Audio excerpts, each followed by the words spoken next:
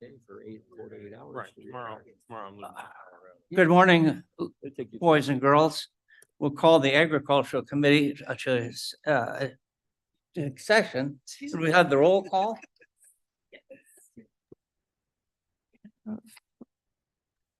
Allen. Okay, Juby, Over here. Leonard, Leonard here. Sanchez, Sanchez present. Williams, Williams present online. Roth, Roth here. and Kenyon. We have a request to allow Mr. Williams to attend remote. Any objections? Seeing none, he can do that. We need a unanimous consent for the approval of previous minutes. Mr. Leonard, Leonard so moves. is there any objection? Seeing none, we'll move. We're under a challenge. Yeah. Mr. Sanchez had a 23-minute meeting. It was short and to the point. Very well done. So We be- Janice Hill. So, Keeping it short. so we better not let Mr. Sanchez ask any questions because There's no public comment. They're building up. Partners, I got to back up. Mr. Arnold, Back up. are you ready? Well, after what I heard about Mr. Sanchez's meeting, I'm not sure that I have any comments to offer. Okay, I will speak rapidly. Just a Slowly. few updates and most of these actually come from our 501c3, our not-for-profit King County Farm Bureau Foundation. But our foundation board met late last month and meets again late this month. They've announced 21 scholarships, college scholarships for 2024-25, $38,000 in total value. They've increased the value of the Premier Scholarship that's for high school seniors to a value of $5,000. And that's really an effort to get more kids in 4-H and FFA to apply for the scholarships the first year they're in college. We actually offer scholarships all the way up through bachelor's and graduate degrees. But we want to hook people in the first year to apply for the scholarships. So we are also adding money for trade and technical school education for folks who want to pursue careers in agricultural services and supply industries. That foundation board set some dates for 2024 programs. We do a 3-day Touch a Tractor open house every year. We will do that April 12th through the 14th in 2024. We will plan a legislative meet and greet on April 13th during Touch a Tractor, and we will invite the King County Board as well as state legislators and our congressional representatives. We will do a scholarship recognition at the King County Cougars on July 9th. And we will do a vintage truck raffle, another scholarship fundraiser that we've been doing for about 17, 18 years now. We will give a vintage truck away on October 10th. That vintage truck is, if I must say, a really cool 1947 Dodge pickup truck that we have in our possession now. And we'll do 12 drive-through barbecues at the Farm Bureau this year, both to promote the raffle and the scholarships and to raise. Maybe some you should additional bring a money. picture of the truck. So Blair could show it to him. There you go. Oh, Hmm. yeah. Yeah, you can pass those around. We are still proofing the tickets, but that's a ticket proof. In other news, our delegates from the King County Farm Bureau will go to Chicago December 2nd through the 5th to the annual meeting of the Illinois Farm Bureau to vote on local, state, and national policy resolutions. And at this time of the year, every year, we start looking for representatives for nominating committee, and we will be electing 5 directors to the board of our organization, probably sometime in March or April or May, but before June. And again, to try to beat Jared's record, that concludes my report. Are there any questions of Mr. Arnold? Okay, Mike Linder. Quick question. You said you awarded 14 scholarships, 21. 21, and how many applied? Last year, we had 78 applications, but last year we had a veterinary medicine scholarship and we had students from all over the state apply. This year, we did not receive the funding for that scholarship. So I expect somewhere around 40 or to 50. Okay, so a quarter or a third of those who applied, maybe up to a half, or I'm kidding. Thank you. It'd be worth the kid's effort to fill it out. Correct. Absolutely. No more questions. We'll move to Matt Hansley. We're on a fast mode. Do we have somebody from the food bank on? I'm online, yep. Can anyone hear me? Oh, I forgot that guy. He hadn't been here so long. I forgot him. All right, thank you, Mr. Chairman. I just wanted to give a quick update on our neighbors served in October for Kane County. So in October, we served 70,000 neighbors in Kane County. Comparing that to previous years, last year in October, that was around 62,000 neighbors served. And the previous year, that was around 41,000 neighbors served. So, you know, just the common theme that the need has steadily increased and it hasn't really subsided even since our new fiscal year started back in July. So just wanted to give an update on some of those numbers. Just some of our work on the federal side with regards to legislation, we were closely monitoring the possibility of a government shutdown starting last week. That fortunately was avoided, and kind of the new deadline for the continuing resolution for a lot of the ag programs is January 19th. So we were planning and preparing for some delays and disruptions to SNAP benefits if there was a extended shutdown, and then some just administrative processes for some of our USDA commodity programs, because we get some food through the federal government and through the USDA. So we were anticipating some delays in that. So if there was a shutdown that started in early January and it was extended, then we could potentially see some delays in SNAP and ordering for our USDA commodities. But yeah, I think as we get closer to that date and just have some more clear indication from IDHS on exactly delay timelines for delays and disruptions, and we'll be sure to pass that along.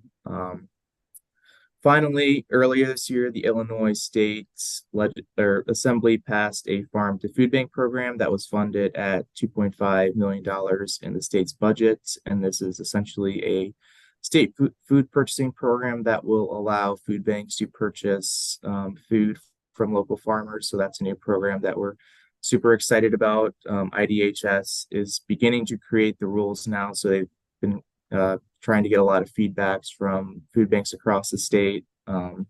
So we're super excited for that and hoping that those rules get created soon. And if there's any, you know, we're always continually seeking relationships with local farmers. So if there's any, you know, farmers that anyone thinks might be interested in a type of program like this, then we'd be happy to meet with them. Yeah, that's all I have. Thank you. Okay, Mr. Roth. Roth here, real quick. I was at the job committee meeting on Friday and they reported Kane County unemployment is at 5.7. The state's at 4.4 and the federal's at 3.9. They didn't have an explanation, but Chris said they'd look at it and see why, if it's an outlier or what. But that's something that affects the food bank big time. Absolutely. You'll come back with the answer. Yes, they said they would. Okay, perfect. I'm thinking it would be wonderful if you could bought a ticket on this truck. And if you won the truck, you could use that to deliver food around the country. Not all of the food, but some of it. Just think of that. Food, that Kane County Food Bank. So when you come here, come in person and get Mr. Arnold and buy a ticket for that truck. Somebody has to win. Sounds good. Thank you. Ms. Lewis? Morning, how are you? This is Anita Lewis. I just wanted to mention that I got to participate in one of the drive-through food banks at a local church in Aurora. And I just wanted to comment that the Northern Illinois Food Bank, they were so good to work with. They came out with the truck, they got there right on time. They helped us unload everything. And I was also impressed at the food that we were giving out, and including laundry soap and potatoes. And I mean, just the food, it was really, really impressive. So thank you a lot for all the work you guys do. Thank you. I will pass that along to our mobile team. I'm sure they'll love to hear that. So thank you. Mr. Chairman, Bates here. Bates? Hi, Speak. I am on the, thank you, Mr. Chairman.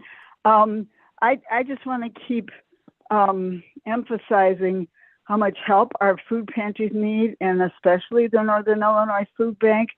I'm on the board of Marie Wilkinson Food Pantry, and I understand that the offerings have gone from a 12-page list to a 3 or 4-page list. So as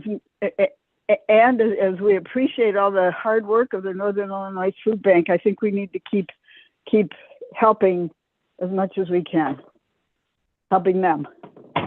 Thank you. That's all. No more questions or comments? Okay, Fall Harvest by Janice Hill.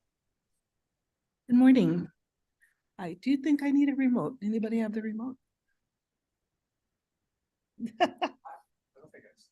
You're not ready, Janice? Emailed those to you yesterday. Sorry about that. Okay, well, yeah, because I have a video for you too. So why don't we skip to Matt? Can we do that and then come back to me? Oh, We should have popcorn when we have video. True, locally grown, You right? can make money, sell popcorn and beverages. Could make this fun. Come on, Janice. Sorry about that. Next time. We'll hold you to it. Morning. Would you like me to proceed? Okay. All right, I've got a couple of updates on some programs that we're following. The first is the livestock market assessment. And Blair, if you could advance the slide, that would be great. Yes, that is correct. Okay, so we have, so the livestock market assessment is still continuing. We have completed at this point all of the interviews that we have scoped out for this project. So that started with the farmers. So we had 5 livestock farmers. In addition to that, we had 16 farmer interviews that were completed. But more recently, we have moved into the buyer interviews and processor interviews. So on the buyer side, that includes a mix of regional retail, wholesale, and institutional organizations that are purchasing livestock products. And we've also interviewed a mix of processors that Kane County livestock farmers are using for their processing services. So that's 3 in Illinois, 2 in Wisconsin, and 1 in Indiana. So we did make, during the course of this program, we did make an adjustment to shift some of the time spent interviewing more processors and fewer buyers, just because we recognize that processing is really the biggest challenge that farmers are dealing with. So we wanted to spend more time just better understanding that issue. While it is important to get some feedback from buyers, we wanted to really focus attention on that processing side. You can go to the next slide. And so this is the current project timelines. So we are in November, so we have completed those interviews. And so currently our consulting team, New Venture Advisors, is basically processing all of the survey and interview information, and they're going to reporting kind of a summary of that to us in December. So we'll be meeting with them next month to go over that. But then pretty quickly we're gonna start planning for a stakeholder interview that is currently scheduled for January. So that's going to be an in-person event to get a little bit more interactive feedback from farmers. So we're going to be making plans for that pretty soon. And next slide.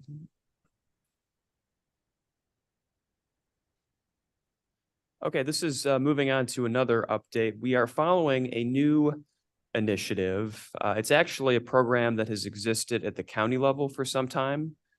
This is the STAR program, short for Saving Tomorrow's Agricultural Resources. This is a program that began in Champaign County. And a few other counties have picked this up and are promoting it. And now the State Department of Agriculture is looking to roll this out as a statewide initiative. And really what the program is designed to do is to help farmers evaluate the health and quality of their soil. So it's basically a scoring system that assigns a score to different types of on-farm soil management practices, such as, reduced till, no-till, cover cropping, and assigns a score to these and helps farmers understand what the benefits are on their soil. And that can be really helpful information when it comes to applying for different matching and incentive programs that exist to help compensate farmers for adopting some of these practices. And we do really see that the trend is moving more toward more government incentives for supporting these types of practices. And we're looking at that too as well through some of the active grant programs that we're managing to provide some incentives for adopting these practices as well. So we're gonna be following this, and as the opportunity expands, we're gonna try to promote this as much as we can. And Mr. Chairman, sorry. I'm done. Space, please. Bates? So yeah, this is great news because I think farmers can even get carbon sequestration credits if they start doing some of these regenerative agricultural practices. So this is terrific. Thanks. That's all. Any other questions? Moving along, do we have to go back to Janice? Are you ready now? Yes, thank you for your patience. I'll let her take the blame. Yeah, that's no problem. So yeah, I'm going to just give you a nice visual for this morning. No policy decisions, just input. So just to give you a little bit of update on fall harvest and not only what the farmers are doing, but what we're doing here on staff during this time of year.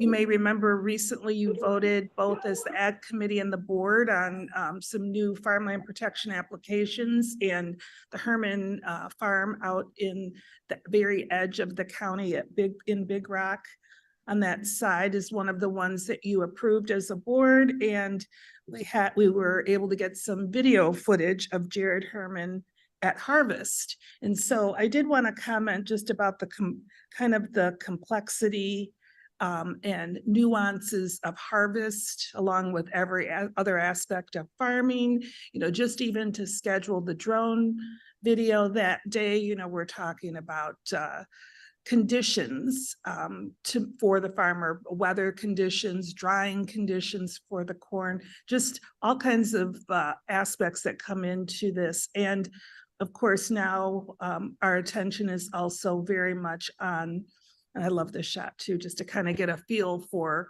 what you're approving. We often look at maps and other very small images, and now you're starting to get the full effect of what you're protecting and where your investment is going.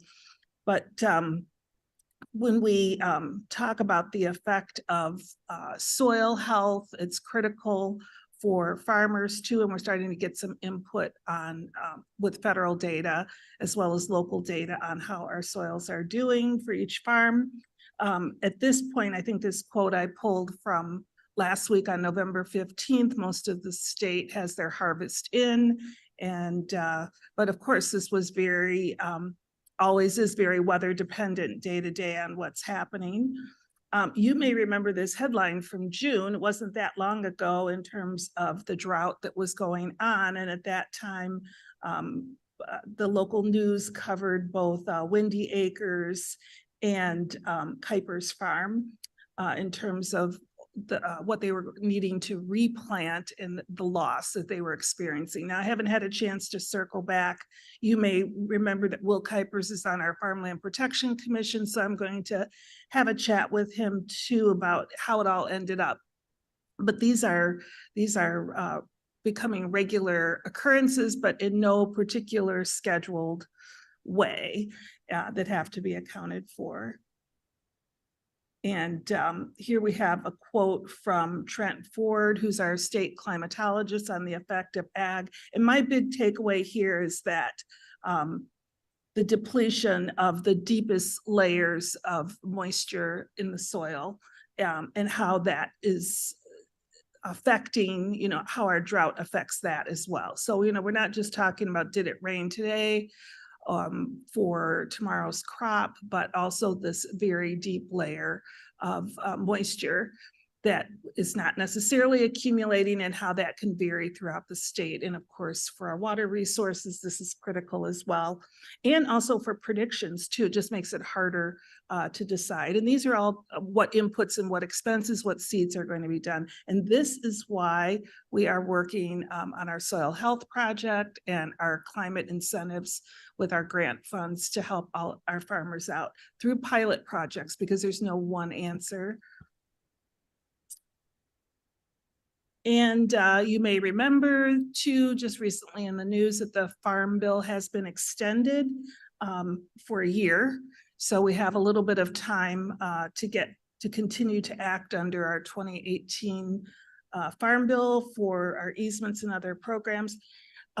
Also for that Herman Farm, we just submitted an application for easement funding for that under the IRA, Inflation Reduction Act pool of money. So that's our first farm that we're trying to pull from that pot of money. And you can kind of see here, I know you've got lots of pie charts you're working with, but you can see that amount of Inflation Reduction Act. And then our other funding comes as a small piece of the conservation funding for our easements and other things.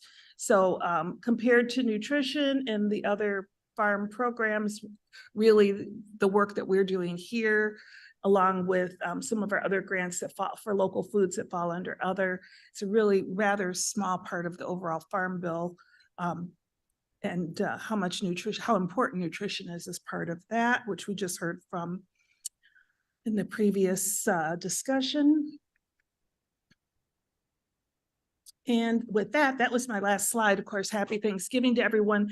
And because we did have some drone video, we put together a kind of like a draft, very short video that we'll be posting. I'd like your input on it before it's still like in a very draft format, but you'll get to see what we have here.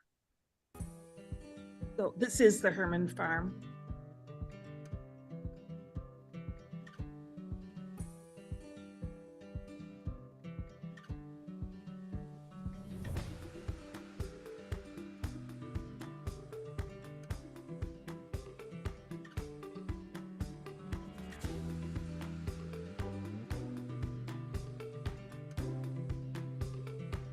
Does it need some music behind it? It's very quiet. Very soft, okay. Well, you could at least hum or That's okay. No, you don't want that. Here we go. Still in draft form.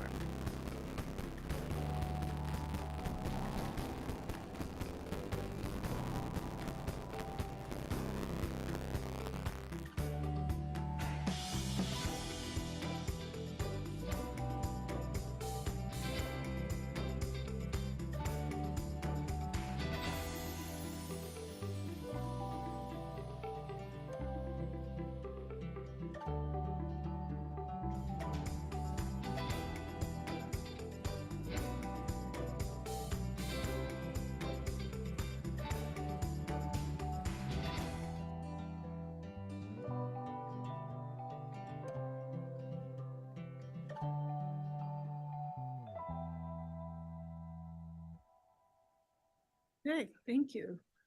any Could have suggested been better with changes, music. other than I think we need to mention growing for cane. Yeah, in terms of the ordinance, I noticed that right there.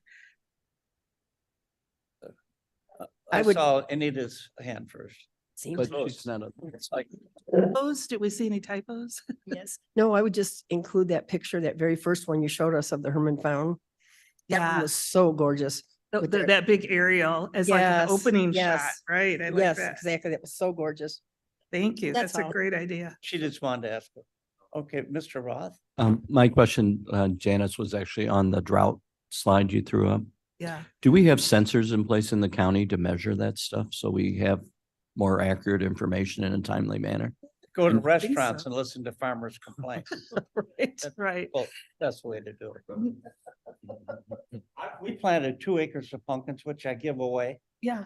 and it was the best year ever. I mean, best. Isn't it right? It's Yeah, kind that's of- just, we're right, just a it's- few miles from Kuipers. Yeah, I'm- I mean, and that, I would say that that's the one lesson that I've learned, again, just from some mapping and some discussion, is that we have so many of these microclimates around the county. What's happening in one place is not necessarily happening in another, and we did certainly the official drought maps. I think we looked at those earlier in the year. I'm not sure if we showed those at Ag, but the northern part of the county was declared disaster area more than the Right. central and south. In terms of the monitoring, we don't, but because we have the soil stewardship grant and the grant from Donnelly on climate smart farms, we are going to be able to work with individual farmers on some soil testing across the board, but no, not yet. Okay, I mean, because my thinking with technology today, I know we're doing a lot of installation of measuring water pollution and stuff. And with all the grant money out, we should look into that because like you said, microclimate, it can Mhm. vary a lot. You apply to go to the local restaurants. Just go every morning. Hey, if I get a Start at free about breakfast, but I 6 won't, I can't o'clock, afford to You do just that. listen to the farmers complain, write them down. Yeah, it really varies, I will say that. You know what happens. But does that change? I mean, from year to year? Yeah, every year. All right, thank you. Thank you for your comments. And if you think of anything else, give me an email. I'm not sure what we're gonna do with this yet. If you have any suggestions there too. We had those brochures. So it's certainly accompaniment to that. Hope to do more drone footage though, really not better than looking at maps, right? And I love maps, but still. No more questions? We'll talk, Jody? Thank you. I have a quick report today. We have our first ARPA project for a drainage district coming through Development Committee tomorrow, so that's really exciting. Again, we have those funds available to assist our drainage districts with infrastructure for their stormwater needs. So if there's any other drainage districts that you're aware of, please send them my way. We also have potentially our first solar field coming through the process where it's in conjunction with agriculture. So we're really excited to see those plans, and hopefully I'll have more of an update next month. As well as we're seeing some changes come through the state potentially with the drainage district reflections on the solar and wind requirements. And so they had asked for quite a while about not having the impacts occur and then waiting for a solar developer to come back and repair their drain tiles or ditching system. And so it's looking like now they're going to have the opportunity to do their permitting and making sure that those facilities are protected ahead of time. So I should have a better update next month. Thanks. Any questions of Jody? Wow, we're close, but we didn't quite touch you. A question, Mr. Arnold, we're over the limit anyway, so it doesn't. Oh, okay. Then I'll draw my question out. No, I cannot think of the name of the agreement that the solar farms sign, but I wonder if you get those from the Department of Agriculture every time a solar farm is approved. We don't. Okay, we will forward them to you because we do, and I'm not sure why they send them to the Farm Bureau and not to the governing entity, so. Thank you. Come tomorrow, we'll have 3 solar farms. Mr. Roth, Since we didn't beat the record, last Regarding- question, yeah, so I'm on the solar farms. We're we're noticing at the county, we're getting a lot more requests and stuff. And one of the things that's never talked about is the quality of the agricultural land that is being developed as solar. And I would think we need to think about that because we don't necessarily want to take our prime property out of agriculture. Yeah. And I'm not an expert yet on all those zonings, but I think it's something that we should require any application has that. And then the other part is, and I think Jody, you might have been referencing that one application where they're gonna have it taller so you can grow underneath. We need to look at that because that to me, that's a big positive and we should push for that in Kane County. We did actually, in the last petitions that came through, start to require soil testing. We've been talking a lot about the fact that our farms in Kane County have really depleted the soil over the last 150 years. And so some of these areas, especially on some of the greater sloped sites, are a great opportunity for us to rebuild our topsoil and our carbon within that topsoil. And so we're starting to ask within our conditions for soil testing to be done every several years so we can see the actual impact of that rebuilding of the soil. Mr. Shepro? Yeah, Shepro, State's Attorney's Office. I do believe that at the last meeting, there was reference to the LISA score for at least one of the applicants, because I remember there was a question asked about what that was. So I think that is at least part of the reports, even if it doesn't get noticed. Yeah, it's not an opportunity to reject a petition, but as we had mentioned, our concerns with those sloped soils having depleted a lot of that topsoil, that was actually a poor LISA score that came for that site as well. And so that was additional verification that we really need to rebuild our topsoil so we can have improved crops in those areas in the future. Follow up. Roth, to that. this is another question. Yeah, I know. Well, it's related to the solar because one of the companies mentioned that they would be increasing the quality of the soil. So if we're measuring it, then we can see, is that really true or is it all hype? We have Synagro putting waste from Elgin, treated waste on a farm in Burlington. We do it quite often. Mavis, that's really recycling. Any other, Mr. Leonard? No, sir. No other questions? Sorry, Jared, we could only, no, we couldn't even touch you. Is there any new business? Motion to put reports on file, Anita? She's Dates, on. please. I'll move that we put Leonard. the reports Dates, on please. file. Dates, please, Mr. Chairman. Okay, Bates. Okay, What's I had to unmute several things today. Well, I wanted to speak to Mr. Ross' comment about the quality of the soil and how much we are putting into solar these days. I'm wondering, is there any data about how much of our corn production is going into ethanol right now? I understand that 40% of our corn crop is going to make ethanol. So in a way, we could take a lot of land out of corn production, put it into solar production, not affect our food sources, and turn a fossil fuel burning source of energy into a non-fossil fuel source burning of energy. So, so do we know how much ethanol is, how much of our land is being produced by ethanol? That's my question. Thanks. That's all. And maybe Mr. Arnold probably could find that number for you.